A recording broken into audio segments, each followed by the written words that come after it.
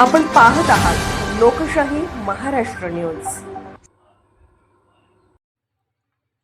बेळूर जिल्हा परिषद तथा उमराणी पंचायत समिती गणात आमदार गोपीचंद पडळकर व नगराध्यक्ष डॉक्टर रवींद्र अरळी यांचा यशस्वी प्रचार दौऱ्यानं सर्वसामान्य नागरिकांमध्ये नवचैतन्य। डॉक्टर शिल्पा जीवन्नावर यांचे मत।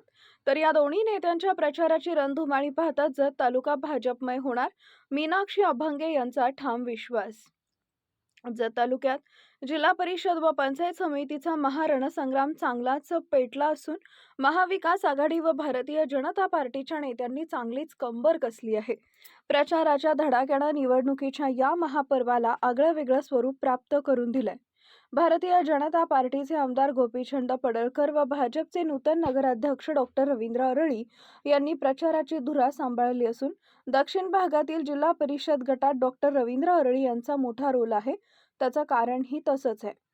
जतच्या दक्षिण व पूर्वेकडील अनेक गावांवर कन्नड भाषेचा प्रभाव असून नगराध्यक्ष डॉक्टर अरळी यांना कन्नड भाषेचं उत्तम ज्ञान असल्यानं आमदार गोपीचंद पडळकर यांच्या माध्यमातून प्रचाराच्या रणधुमाळीला त्यांचा उत्तम टेकू मिळाला असून कन्नड भाषेतील प्रचार डॉक्टर अरळी यांनी उत्तमरित्या सांभाळल्याचं चित्र दिसून येत आहे।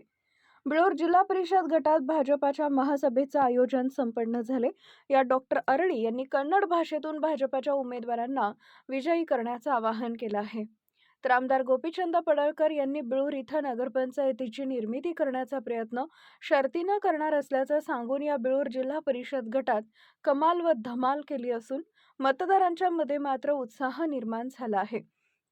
लोकशाही महाराष्ट्र न्यूजशी आपले मत प्रकट करताना जिल्हा परिषद उमेदवार डॉक्टर शिल्पा जीवन्नावर तथा उमराणी पंचायत समितीचे उमेदवार मीनाक्षी अभंगे म्हणाल्या, बेळूर येथील झालेल्या यशस्वी महासभेमुळे बेळूर जिल्हा परिषद गटात मतदारांचा कमालीचा उत्साह वाढला आहे।